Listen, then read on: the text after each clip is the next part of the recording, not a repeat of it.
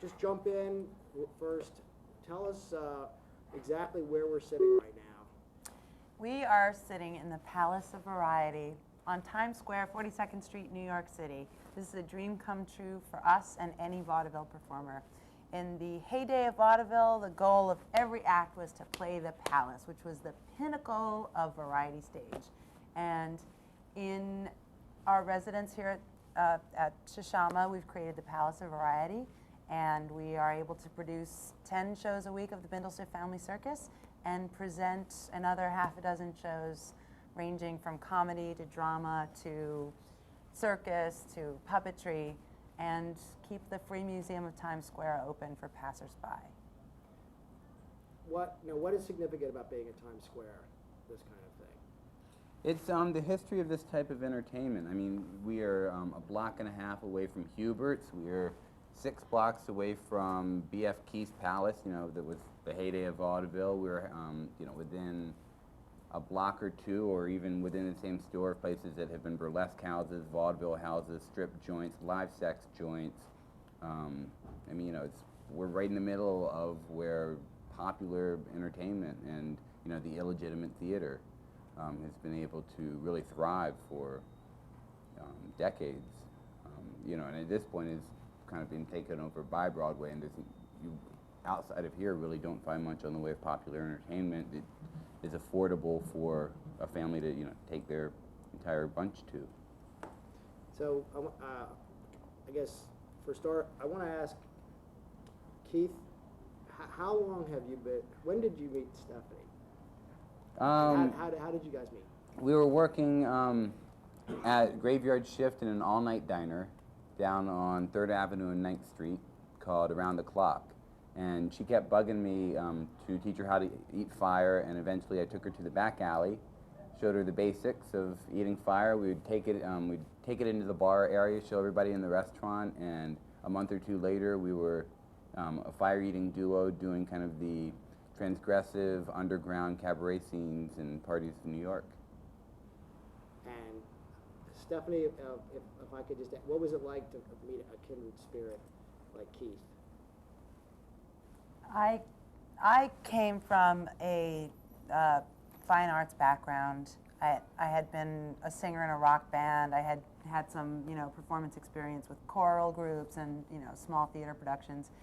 When I met Keith, I became entranced by the circus and the sideshow. I really hadn't been familiar with that whole end of performing spectrum. And through our mutual love of fire, we discovered this whole world of performing arts in which all of my interests and all of his interests could be explored.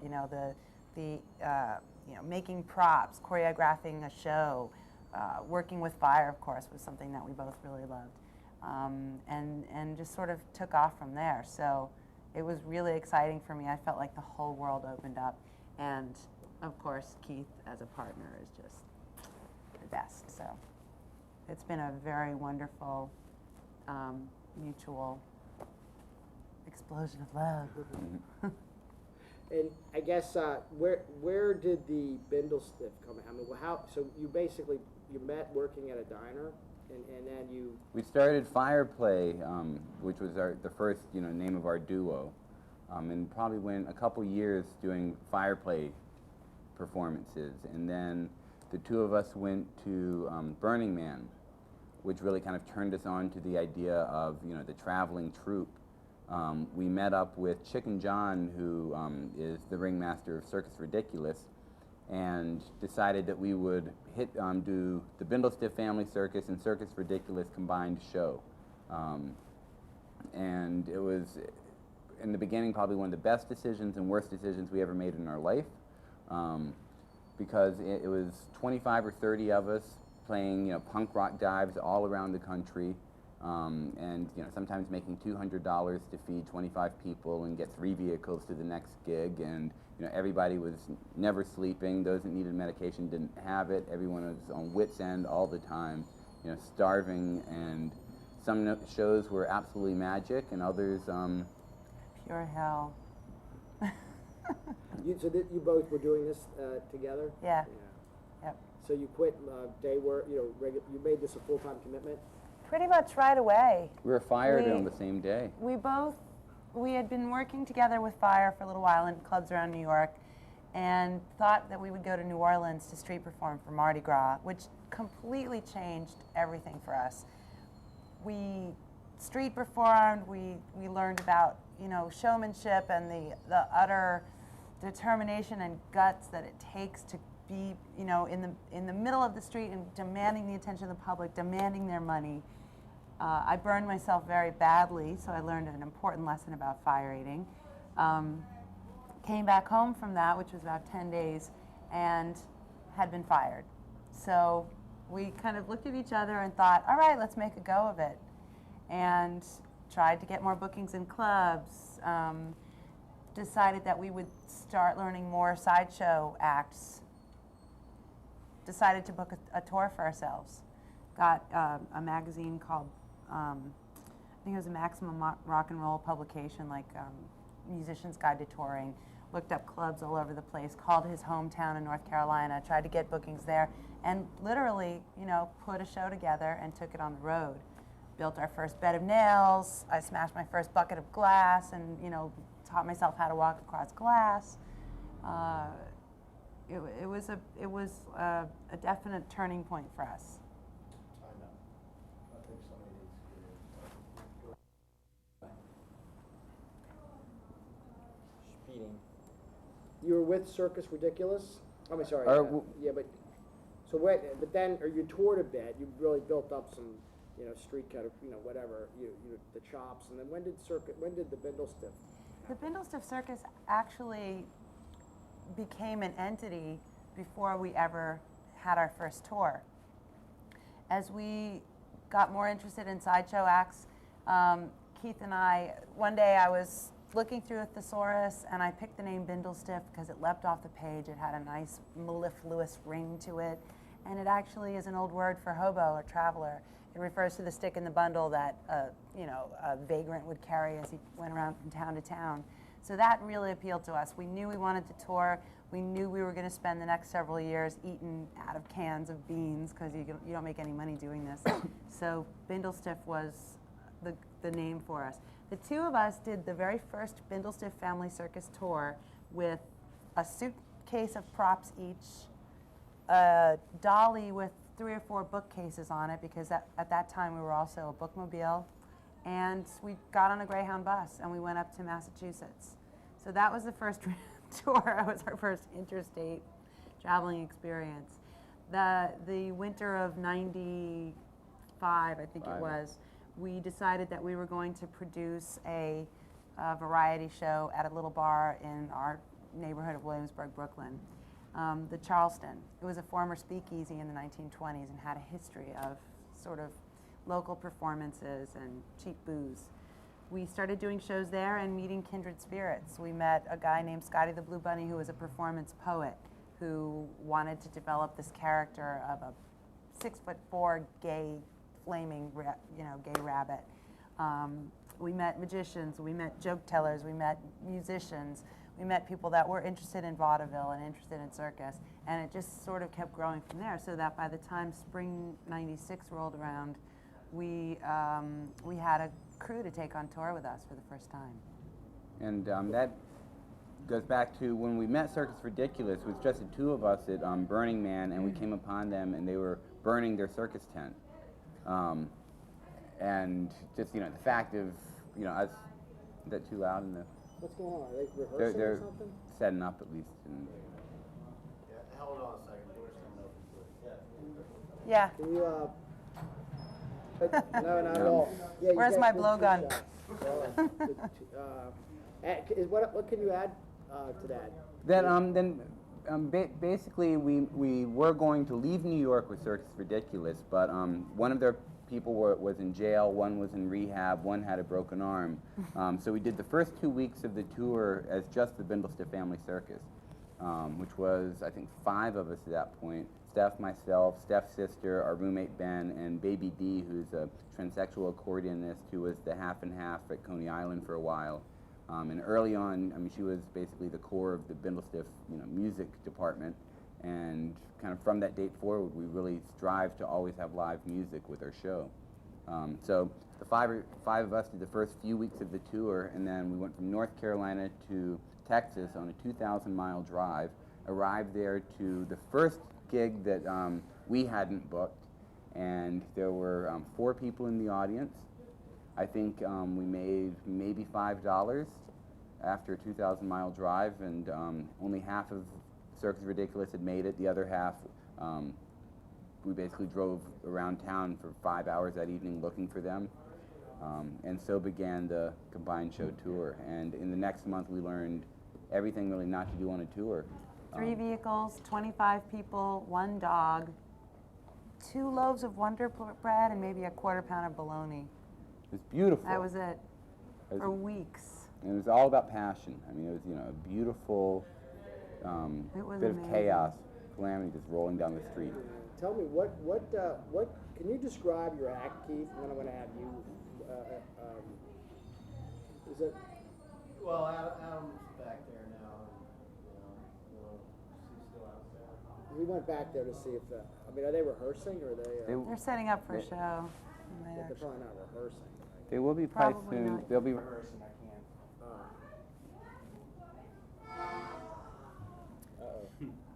Well, I think we've got a problem down here, so just get Get what we can get.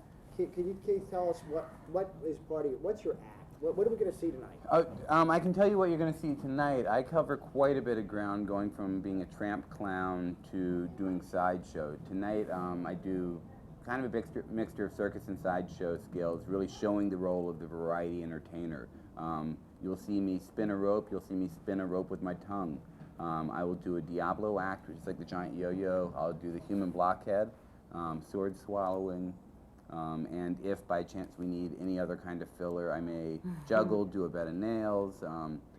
Pretty much I can do just about any act pretty badly, and some of them I think I'm pretty damn good at. Stephanie, can you tell us what do you do? What I do in the show? Ordinarily, I'm the girl out on stilts half an hour before the show starts, flyering. I go into Times Square with flyers and try to get some attention for the show. So I'm kind of the hawker. I'm the ringmaster of the show. I MC and I introduce the acts. I do a Target bullwhip act in the show, which you'll see tonight. I lie on the bed of nails. I walk on the broken glass. Here we're not allowed to do fire eating, unfortunately, but that's been a long time staple, the fire eating act that the 2 of us do, or sometimes I do it solo. I've done trapeze act, I've done juggling, I've done magic, I've done pretty much any sideshow act you can name in the show, blockheading. What's your favorite?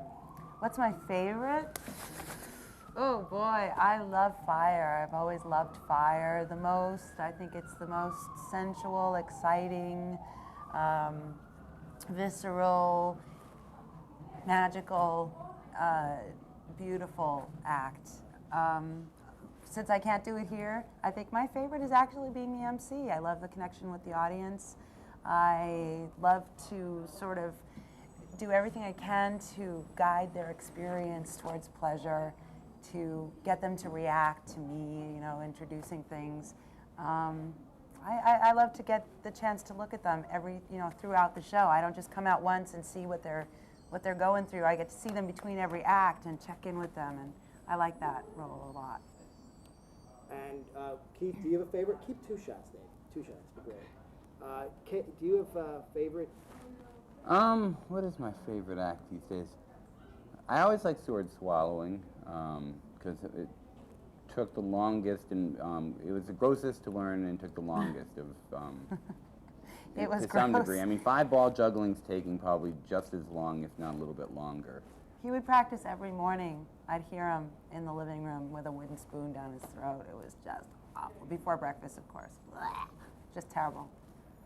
But these days, probably rope spinning I like quite a bit. But you said practice sword swallowing. That was really a tough thing to learn. Yeah, I mean, the body does not want 24 inches of solid steel going down the throat. I mean, it really in the beginning, does everything it possibly can to keep you from wanting to do that. And you know, for a couple years, the body said, "What the hell are you doing?" So, you know, you're on the verge of vomiting for, you know, moments and hours at a time, because you know that eventually it may work. Hello, come on in. Sorry. Don't worry about it, it's good. We like these improvised moments. Thank you very much for help earlier. What about rope spinning? I mean, what's that? It's like a classic Western. We did a whole Western production this winter, Buckaroo Bindlestiff's Wild West Gender Bender Jamboree, which gave me an opportunity to work on some skills, or present some skills that I've been working on for the past few years, being gun spinning and rope spinning primarily. We're both members of the Wild West Arts Club, and go to Las Vegas each year to, you know, try to pick up a few new tricks. But kind of because of that and some fascination in Tombstone, Arizona, and the ghost towns of the West, and, you know, shooting black powder 6-shooters, I got really turned on to the idea of, you know, Bindlestiff putting on a whole Western show. So you got good with the rope.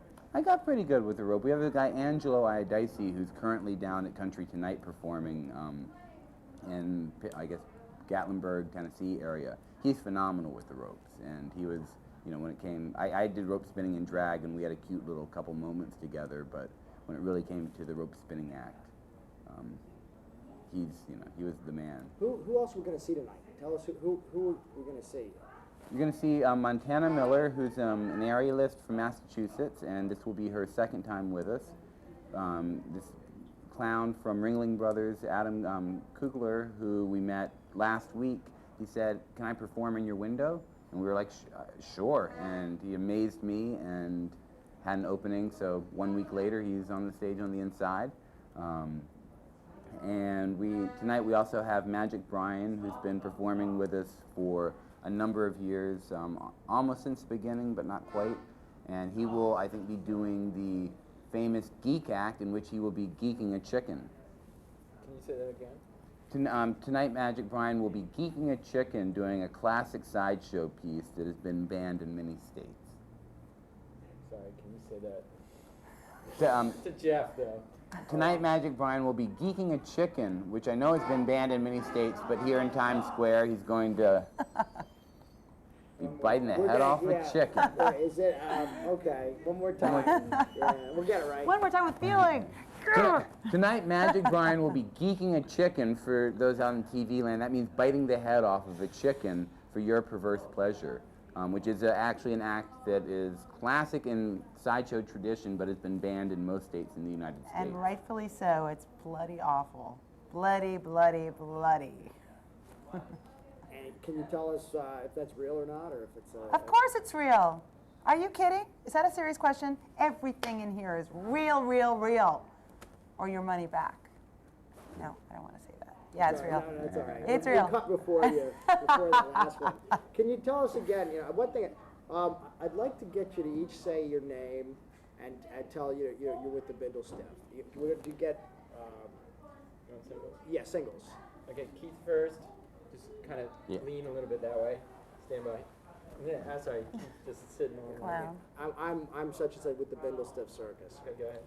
I'm Keith Nelson, and I'm co-founder and co-president of the Bindlestiff Family Circus. Okay, stand by. Yeah, Keith, you kind of lean that way. And Get out of my shop. I'm Stephanie Monseu, and I am. Wanna start again? I'm Stephanie Monseu. My character is Philomena Bindlestiff. I'm the ring mistress of the circus, and co-founder and vice president, since I've been told that co-president does not exist in legal terms. And how long have you and Keith been partners now? yeah, sit up, I'm Keith. sorry.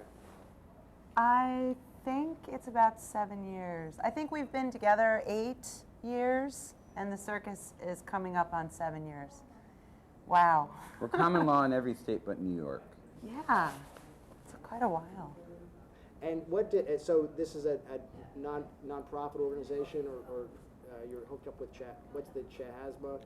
Shashama. Shashama is a nonprofit theater group who runs 5 black box theaters here on Times Square.